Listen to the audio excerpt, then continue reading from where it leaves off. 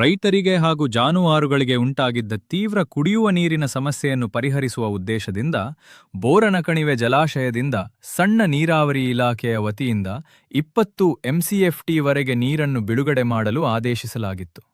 ಅದರಂತೆ ಹುಳಿಯಾರು ಹೋಬಳಿಯ ಹೊಯ್ಸಲಕಟ್ಟೆ ಹಾಗೂ ದಸೂಡಿ ಗ್ರಾಮ ಪಂಚಾಯಿತಿ ವ್ಯಾಪ್ತಿಯ ಸಾರ್ವಜನಿಕರ ಅನುಕೂಲಕ್ಕಾಗಿ ತಾಲೂಕು ಆಡಳಿತ, ಸಣ್ಣ ನೀರಾವರಿ ಇಲಾಖೆ ಅಧಿಕಾರಿಗಳು, ಈ ಭಾಗದ ಜನಪ್ರತಿನಿಧಿಗಳು ಹಾಗೂ ಮುಖಂಡರ ಸಮ್ಮುಖದಲ್ಲಿ ಜೆಡಿಎಸ್ ಶಾಸಕಾಂಗ ಪಕ್ಷದ ನಾಯಕರು, ಜನಪ್ರಿಯ ಶಾಸಕರಾದ ಶ್ರೀ ಸುರೇಶ್ ಬಾಬು ಸಿಬಿ ರವರು ಬೋರನಕಣಿವೆ ಜಲಾಶಯದಿಂದ ನೀರು ಹರಿಸಿ ಬೋರನಕಣಿವೆ ಅಚ್ಚುಕಟ್ಟು ಪ್ರದೇಶದ ರೈತರು ಹಾಗೂ ಸಾರ್ವಜನಿಕರು ನೀರನ್ನು ಸಮರ್ಪಕವಾಗಿ ಮತ್ತು ಮಿತವಾಗಿ ಬಳಸಿ ಬೆಳೆಗಳ ಹಾಗೂ ಜಾನುವಾರುಗಳ ರಕ್ಷಣೆಗೆ ಸಹಕರಿಸುವಂತೆ ಮನವಿ ಮಾಡಲಾಗಿದೆ.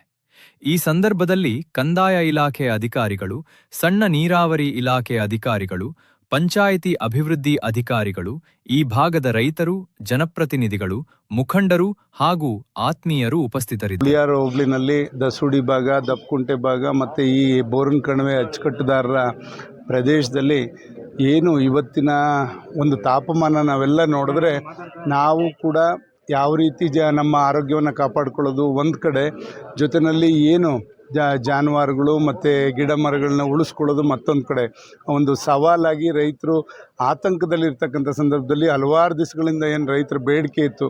ಇವತ್ತು ನಮಗೆ ನೀರು ಇಲ್ಲದೇ ಇದ್ದರೆ ನಾವು ಯಾರು ಕೂಡ ಬದುಕೋಕ್ಕಾಗಲ್ಲ. ಇವತ್ತು ನಾವೆಲ್ಲ ನಂಬ್ಕೊಂಡಿರೋದು ಕೃಷಿನ ನಾವು ಏನಾದ್ರು ಕಳ್ಕೊಂಡ್ರೆ, ಒಂದು ತೆಂಗಿನ ಮರ ಕಳ್ಕೊಂಡ್ರೆ ಅದನ್ನು ಮತ್ತೆ ಬೆಳೆಸೋಕ್ಕೆ 6 ರಿಂದ 8 ವರ್ಷ ಬೇಕು. ಅದರಿಂದ ಜೀವ ಉಳಿಸ್ಕೊಳ್ಳೋಕ್ಕಾದ್ರೂ ಕೂಡ ನಮಗೆ ನೀರಿನ ಅವಶ್ಯಕತೆ ಇದೆ ಅಂತಕ್ಕಂಥದ್ದನ್ನ ಎಲ್ಲರ ಮನವಿಯನ್ನು ಆಲಿಸಿ ಇವತ್ತು ಇಲಾಖೆ, ನಾವು ಮತ್ತು ತಾಲೂಕು ಆಡಳಿತ ಎಲ್ಲರೂ ಸೇರಿ AC ಅವರು ಎಲ್ಲ ಕೂತು ಚರ್ಚೆ ಮಾಡಿ ಇವತ್ತು ಈ ಭಾಗದ ರೈತರ ಉಳಿವಿಗಾಗಿ ಕುಡಿಯೋ ನೀರಿಗೆ ಮತ್ತು ಜಾನುವಾರುಗಳಿಗೆ ನೀರಿಗೋಸ್ಕರ ಇವತ್ತು ಬೋರನಕಣಿವೆ ನೀರಿನ ಜಲಾಶಯದಿಂದ ಒಂದು 20 ದಿವಸಗಳ ಕಾಲ ನೀರನ್ನ ಹರಿಸ್ತಕ್ಕಂಥ ಒಂದು ತೀರ್ಮಾನ ತಗೊಂಡು ಇವತ್ತೆಲ್ಲ ರೈತರ ಸಮಕ್ಷಮದಲ್ಲಿ ನಾವಿವತ್ತು ನೀರನ್ನ ಬಿಡ್ತಕ್ಕಂಥ ಕೆಲಸವನ್ನು ಮಾಡಿದ್ದೇವೆ. ಖಂಡಿತ ನಾನು ರೈತರಲ್ಲಿ ಮನವಿ ಮಾಡ್ಕೊಳ್ಳೋದಿಷ್ಟೇ, ಎಲ್ಲರೂ ಕೂಡ ಬದುಕಬೇಕು, ನಮ್ಮಲ್ಲಿ ಸ್ವಾರ್ಥ ಇರೋದು ಬೇಡ, ನಾವೆಲ್ಲರೂ ಕೂಡ ಎಲ್ಲರೂ ಒಂದೇ ಅಂತಕ್ಕಂಥ ಭಾವನೆಯಲ್ಲಿ ರೈತರು ನಮ್ಮ ಒಂದು ಆರಂಭದ ಕಾಲದಲ್ಲಿ ನಮಗೆ ರೈತರಿಗೆ ಎಲ್ರಿಗೂ ಕೂಡ ಅನುಕೂಲ ಆಗಬೇಕು. ಬಂದಂಥ ನೀರನ್ನ ಇದನ್ನು ಸದ್ಬಳಕೆ ಮಾಡ್ಕೊಳ್ಳೋ ರೀತಿಯಲ್ಲಿ ಎಲ್ಲರೂ ಕೂಡ, ಯಾರೂ ಕೂಡ ಬೇರೆ ಒಂದು ಮೋಟ್ರ್ ಹಾಕ್ಕೊಂಡೋ ಮತ್ತೊಂದು ಮಾಡ್ದಲೇ ಎಲ್ಲ ರೈತರಿಗೂ ಕೊನೆ ಭಾಗದಿಂದ ಕೂಡ ಇಲ್ಲಿವರೆಗೂ ಟೈಲೆಂಡ್ವರೆಗೂ ಕೂಡ ನೀರು ಹೋಗೋ ರೀತಿಯಲ್ಲಿ ನೀವೆಲ್ಲ ಒಟ್ಟಾಗಿ ಸಹಕಾರ ಮಾಡಿಕೊಂಡು, ನಾವು ಯಾರು ಅಧಿಕಾರಿಗಳು ಬೇಕಾಗಿಲ್ಲ, ಪೊಲೀಸ್ ಬೇಕಾಗಿಲ್ಲ, ಇದಕ್ಕೆ ನಾವು ಅನುಸರಣೆ ಇಟ್ಕೊಂಡ್ರೆ ಖಂಡಿತ ಒಬ್ಬರು ಅದನ್ನು ನಿಯಮ ಮಾಡಿಕೊಂಡ್ರೆ ಎಲ್ಲ ರೈತರು ಕೂಡ ಅದನ್ನು ಪಾಲಿಸ್ತಾರೆ.